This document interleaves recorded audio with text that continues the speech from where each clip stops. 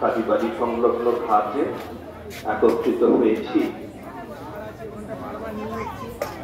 এই দিন যেমন দেব দীপাবলি, তেমনই পবিত্র রাস পূর্ণিমার দিনও আজকের দিন, এবং একই সঙ্গে আমাদের ভারতবর্ষের অত্যন্ত পূজ্য মহামানব শ্রী গুরু নানকেরও জন্মদিন। তো সুতরাং তিন ভাবে এই দিনটি খুবই গুরুত্বপূর্ণ। আমরা এই দিনে ভগবানের স্মরণ মনন করি। দেব দীপাবলি যেমন আমরা জানি যে এগুলি পুরাণের বর্ণিত এই তিথিগুলির মাহাত্ম্য রয়েছে। যেমন মহাভারতে কর্ণ পর্বে আমরা একটি রেফারেন্স পাচ্ছি, উদ্ধৃতি পাচ্ছি, যেখানে বলা হচ্ছে এই কার্তিক মাসের পূর্ণিমা এই দিনে সমস্ত দেবতারা তারা আসেন মর্তলোকে তারা আসেন, এবং বিশেষ করে মা গঙ্গায় তারা স্নানের উদ্দেশ্যে আসেন। সেই উপলক্ষে 90-এর দশকে শ্রী বারাণসী ধামে এই দেব দীপাবলির সূচনা হয়েছিল, এবং এখন প্রায় উত্তর ভারতের বিভিন্ন স্থানে বিভিন্ন দেবালয়ে এটি পালন করা হচ্ছে। একই সঙ্গে একটি রাস পূর্ণিমার দিনও শ্রী ভগবান এই দিনে একটি মহৎ লীলা করেছিলেন দ্বাপর যুগে, যেটিকে আমরা রাসলীলা বলি।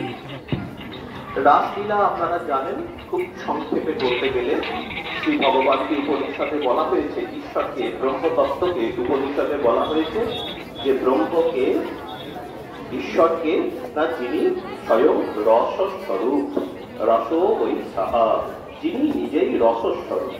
এখন এই রস শব্দটির অর্থ হচ্ছে এমন একটি আনন্দ, যে আনন্দ আমরা দেখতে পাচ্ছি না এবং যেটি আমাদেরকে একদম আস্তে পৃষ্ঠে জড়িয়ে রাখে।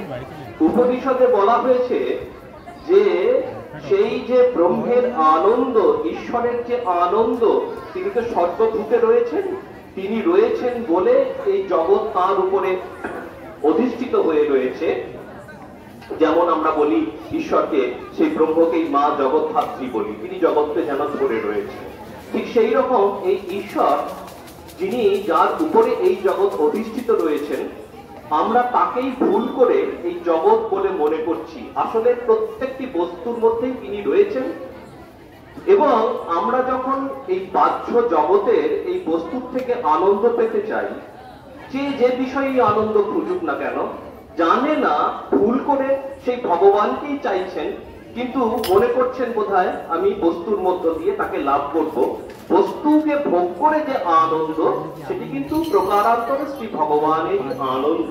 আমরা ভুল করে বস্তুর মধ্য দিয়ে সেই আনন্দকে চাইছি, এবং বলা হচ্ছে সে বিরাট ব্রহ্মানন্দের এক কণা, যেন 0.1% নয় হয়তো, এইরকম বস্তুর মধ্য দিয়ে আমরা সেই তার আনন্দকে লাভ করি।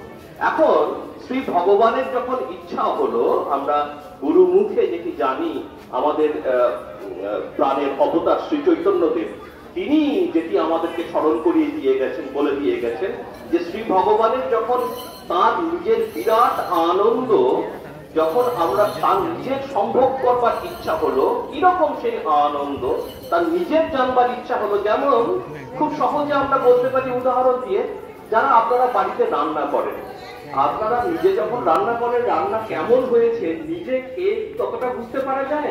অপরে যখন বলে খেয়ে যে হ্যাঁ খুব ভালো হয়েছে বা কেমন হয়েছে, তখন ঠিক ভাবে অ্যাসেসমেন্ট হয়, জানা যায়। তো ভগবান নিজেই আনন্দ স্বরূপ, কিন্তু তিনি নিজেকে কি করে জানবেন? যদি না আরেকজন কেউ থাকে জানবার মতন তার আনন্দ কেমন, শ্রী ভগবানের সন্নিধানে তাকে হৃদয়ে লাভ করে তার সান্নিধ্য বশত যে আনন্দ হয় সেটি কেমন, সেই উদ্দেশ্যে তিনি গোপিনীদের নিয়ে এই লীলা করেছিলেন। এই গোপীরা বলা হয়েছে আগের জন্মে তারা বিরাট এক মহাপুরুষ, সাধু, ঋষি ইত্যাদি ছিলেন।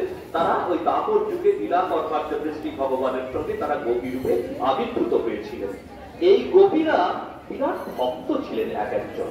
তো তারা যখন শ্রী ভগবানের সঙ্গে এই তিথিতে সান্নিধ্য বশত তারা যখন একদম যেমন প্রচন্ড আনন্দে শরীর বোধ ভুলে গেল একেবারেতে, শ্রী ভগবানের যেমন আমরা জানি গভীর ধ্যানে মানুষ তার শরীর বোধ ভুলে যায়। আর ধ্যান কেন, অনেক ছোট ছোট জিনিসও আছে আপনারা বাড়িতে দেখবেন, কেউ খুব মন দিয়ে গান গাইছে, কেউ খুব মন দিয়ে টিভি দেখছে একাগ্র মনে, তখনও কিন্তু শরীর ভুলে যায়। একটি মশা যদি তার গায়ে কামড়ে দেয়, তার হুঁশ থাকে না যে আমাকে মশা কামড়ে দিল।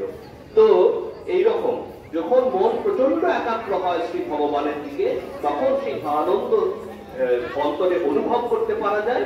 তো ভগবান তাদের মধ্য দিয়ে তাদের সঙ্গে লীলা করে তিনি নিজে কিরকম আনন্দ স্বরূপ সেটি এই সম্ভব করেছিলেন এই রাস লীলাতে। এবং এর সঙ্গে কিন্তু দেহ সম্পর্কে কোনো দেহ ব্যাপারের কোনো সম্পর্কই নেই। এটি একদম শুদ্ধ পবিত্র ব্রহ্মানন্দের সম্ভব লীলা, রাস লীলা। এবং গুরু নানকের জন্মতিথি আজকে আমরা এই দিনটিতে ভগবানের বিশেষ স্মরণ মনন করব। আমরা বলছিলাম যে আমরা যখন আলো এই প্রদীপ প্রজ্বলন করি, এটি যেমন দেবতাদের উদ্দেশ্য প্রজ্বলন করি, তারা অন্তরিক্ষে রয়েছেন, তারা অতীন্দ্রিয় জগতে রয়েছেন, তারা স্বর্গে রয়েছেন, ঠিক সেই রকম ভাবে আমাদের হৃদয়েও তারা রয়েছেন। শ্রী ভগবান বলছেন যে যে ঈশ্বরঃ সর্বভূতানাং হৃদ্দেশে অর্জুন তিষ্ঠতি, ঈশ্বর সমস্ত প্রাণীর হৃদয়ে অবস্থান করেন।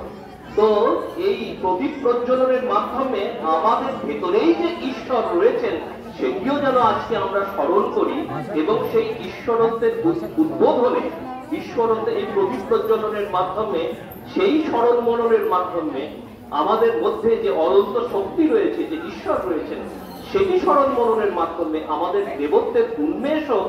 সেই উন্মেষ হওয়ার সঙ্গে সঙ্গে আমাদের নিজেদের কল্যাণ যেমন হবে, ইন্ডিভিজুয়াল যেমন আমাদের বেনিফিট হবে, ঠিক সেই রকম প্রত্যেকটি মানুষ যদি এইরকম ভাবে শুদ্ধ পবিত্র দেবতা স্বরূপে প্রতিষ্ঠিত হয়, আমাদের সমাজেরও কল্যাণ হবে। সর্বভূমি তখন আকাশে বাতাসে থাকবে না। বলা হয় উপনিষদে, অথা মত্ত অমৃত ভবতি অত্র ব্রহ্ম সমুষ্ণুতে, তখন এই মর্তধামই অমৃতময় হয়ে যায়, অমৃত লোক হয়ে যায়, এইখানেই ঈশ্বর অবস্থান করেন। এই কটি কথা বলে, এবং গতকাল একজন আমাকে বললেন বিজ্ঞানানন্দজি মহারাজের জন্মতিথি, হঠাৎ করে এরকম তো আর বলা যায় না, তো সব একসঙ্গে খিচুড়ি পাঠিয়ে দেওয়া যায় না। ঠাকুরের বিশেষ পার্ষদ শ্রীমৎ স্বামী বিজ্ঞানানন্দজি মহারাজ, হরিপ্রসন্ন মহারাজ, আর এইখানে বেলঘরিয়ার এখানে আমাদের তার মাতুলালয়ে মামার বাড়িতে একটি মঠ প্রতিষ্ঠা হয়েছে, ছোট কেন্দ্র প্রতিষ্ঠা হয়েছে। তো তিনি একজন ব্যক্তিগত জীবনে বিশিষ্ট ইঞ্জিনিয়ার ছিলেন। সেই সময় পুনে থেকে ইঞ্জিনিয়ারিং করেছিলেন। আপনারা শ্রীরামকৃষ্ণ ভক্ত মালিকা গ্রন্থে তার অদ্ভুত দিব্য জীবনী রয়েছে, তা আপনারা পড়ে নিতে পারেন। ঠাকুরের পার্ষদ শ্রীমৎ স্বামী বিজ্ঞানানন্দজি মহারাজের জন্মতিথি সত্য গেছে। এই ভগবান যখন আসেন, তখন তার সঙ্গে তার পার্ষদরাও আসেন এই লীলা করবার জন্য। তো আমাদের যেটি জানা যায়, যেটি বলা হয়, যে বিজ্ঞানানন্দজি মহারাজ ওই রাম অবতারের সময়তে তিনি জাম্ববান ছিলেন। তো সেই সময়তে এবং দাপর যুগেও দেখা যায় যে শ্রীকৃষ্ণের সঙ্গে তিনি কুস্তি লড়েছিলেন। যখন ওই তার গুহায় শ্রীকৃষ্ণ তার বাড়ি থেকে সামন্তক মণিটা চুরি গেল, সেই চুরির মণি খুঁজতে খুঁজতে গিয়ে তিনি জাম্ববানের গুহায় পৌঁছে গিয়েছিলেন। আসলে রাম অবতারের শেষের দিকে রামচন্দ্র যখন চলে যাবেন গোলকে, তখন সকল অবতার পার্ষদদের তিনি মুক্তি দিয়ে যাচ্ছেন। জাম্ববানও গিয়ে বললেন, আমাকেও তাহলে মুক্তি দিন। তিনি বললেন যে না, হবে না, তোমার কাজ বাকি আছে, তুমি এখন অমুক গুহায় গিয়ে তপস্যা করো, তোমাকে পরে আমি দর্শন দিয়ে বলবো। তো তিনি ওই দাপর যুগে শ্রীকৃষ্ণ রূপে তার গুহায় গিয়েছিলেন। তখন তার সঙ্গে কুস্তি যুদ্ধ হয়েছিল, মল্লযুদ্ধ হয়েছিল। তো তারপরে তখনও তিনি মুক্তি চাইলেন। তো তিনি বললেন শ্রীকৃষ্ণ রূপে, তিনি শ্রী ভগবান বললেন যে না, এখন হবে না, কাজ বাকি আছে। তো পরবর্তীকালে আমরা আবার দেখতে পাই দক্ষিণেশ্বরের যখন ঠাকুরের সঙ্গে তার সাক্ষাৎ হচ্ছে, সেখানেও ঠাকুর তাকে সেই স্মরণ করিয়ে দিচ্ছেন, আরে তুই কুস্তি লড়তে পারিস বলে তার সঙ্গে কুস্তি লড়ে ঠাকুর তার স্মৃতিটাকে জাগ্রত করে দিলেন। তিনি এসেছিলেন শ্রী ভগবানের লীলার জন্য। অদ্ভুত দিব্য জীবন, প্রচন্ড ত্যাগপূর্ণ জীবন তার। তিনি ঠাকুরের পার্ষদ। তাদের কাছে প্রার্থনা করি সকলের কল্যাণের জন্য, সকলের মঙ্গলের জন্য। জয় রাম।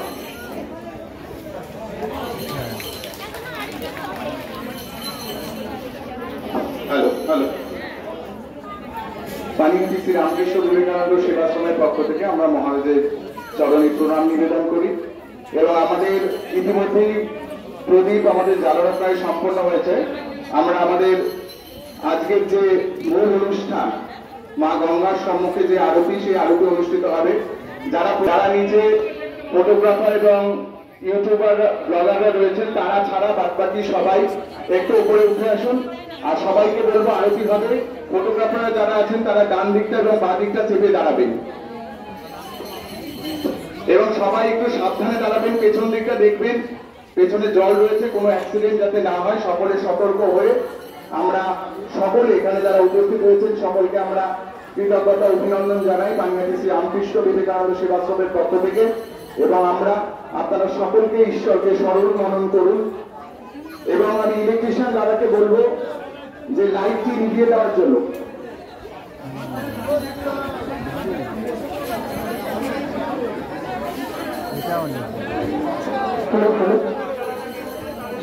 আচ্ছা, যারা